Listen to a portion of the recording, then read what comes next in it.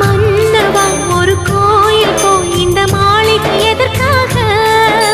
தேவியே என் ஜீவனே இந்த ஆலயம் உனக்காக. வானில் ஒரு புயல் மழை வந்தால் அழகே என்னை எங்கனம் காப்பாய். கண்ணே உன்னை என் கண்ணில் வைத்து இமைகள் எனும் கதவுகள் அடைப்பேன். சத்தியமாகுமா? நான் சத்தியம் செய்யவா?